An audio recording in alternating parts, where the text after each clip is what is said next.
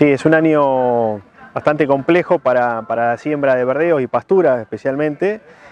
Nosotros acá hablamos de las fechas ideales de siembra de fines de febrero, principio de marzo. Seguramente este año se va a retrasar, pero bueno, tenemos que saber de que cuanto más retrasamos la fecha de siembra, la acumulación de forraje otoñal va a ser mucho menor en este caso. Entonces nosotros tratamos siempre en un año normal, ideal, un otoño húmedo, sembrar lo más temprano posible para tener mayor cantidad de forraje. En el contexto actual, cuando todo el mundo hablaba de mucha seca, porque las lluvias llegaron casi a fines de febrero, principios, mediados de marzo, ¿cuál es el escenario que se ve? ¿Cuáles son las recomendaciones para el productor?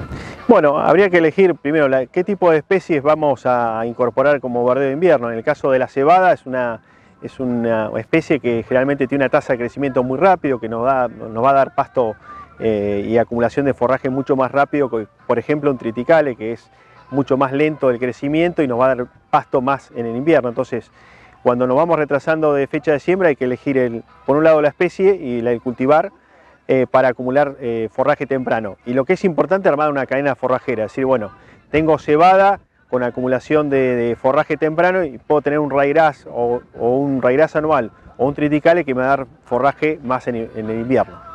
Y cuando hablamos de aquel productor que optó por respetar esas fechas de siembra de febrero y que fue escaso con las lluvias, ¿qué pronóstico se le puede esperar a esos o qué manejo hay que hacer para esos cultivos?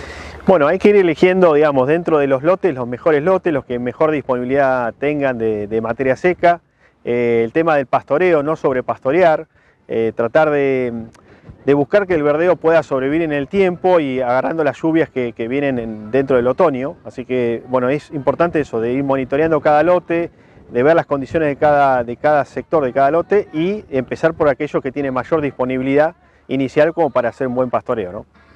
Por el otro lado, otro tema que se tocó son los, vicia como una herramienta importante en cultivo de cobertura y también con maíces tardíos, la incorporación de la misma, que este año los maíces tardíos han sido un poco la vedette de los maíces. Sí, bueno, el tema de los maíces tardíos en el sudoeste, realmente en los últimos años, el tema de la baja densidad y el retraso de la fecha de siembra para correr el periodo crítico del maíz, llevarlo a febrero, realmente nos da estabilidad en lo que es rendimientos, con muy buenas, realmente con buenos rendimientos para el sistema. En este caso generalmente se hacen boleos de siembra, digamos, tanto con altina o con siembra aérea. Se están haciendo estudios en el CREA, en el INTA sobre esta temática. Es importante en qué momento hacerlo, el momento de floración generalmente del maíz, con especies que estén adaptadas al tema de la sombra. Por ejemplo, nosotros hemos medido en campo de productores el tema del raigras anual, la cebada, la avena, que andan muy bien, por ahí con coeficiente de logro del 50%. Pero es importante también, tenemos un recurso más dentro del invierno, por un lado el maíz que nos va a aportar toda la parte de fibra y por otro lado nos va a aportar la proteína del verdeo. Lo que es importante es que no son las mismas condiciones que una siembra común, digamos, tradicional. Vamos a tener una planta que va a crecer en forma hilada, con poco anclaje, entonces tenemos que en el momento de hacer el aprovechamiento, monitorear bien el lote, ver si realmente las plantas están bien ancladas, y recién ahí hacer el momento del pastoreo, ¿no? Por el otro lado, y se me ocurren diferentes escenarios, tengo un campo integrado y este año todo el mundo tiene muchas expectativas sobre el trigo, ¿no?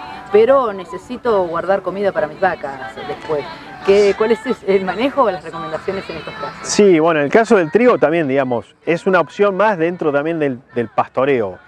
Tradicionalmente se hacía el trigo doble de propósito, con muy buenas digamos, condiciones para pastorear, con una calidad importante del caso del trigo, utilizándolo como verdeo, porque realmente es muy estable en lo que es carbohidratos y proteína, pero sí lo que ha pasado que por mejoramiento genético no son trigos tan largos y si uno lo siembra temprano se encaña rápidamente.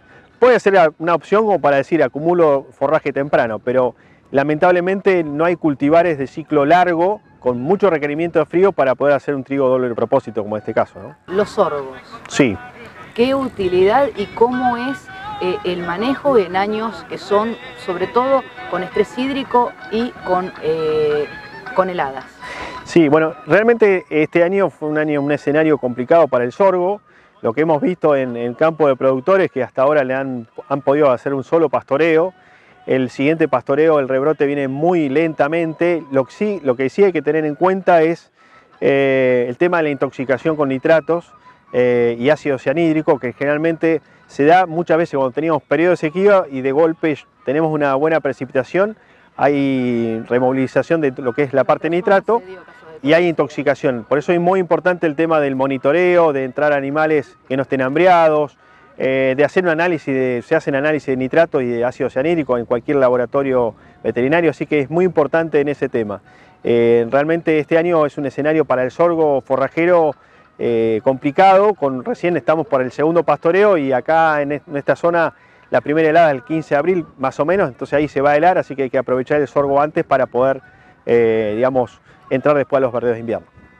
Desde ya muchísimas gracias y bueno, un año complejo pero con estrategias el productor puede tener campo. Seguramente, siempre hay que usar la cabeza, tratar de gastar poco y utilizar la cabeza para hacer tecnologías de proceso que desde el INTA tratamos siempre de buscar eso, tanto con fechas de siembra, elección de cultivares, siempre buscando tecnologías de procesos que son mucho más rentables para el productor.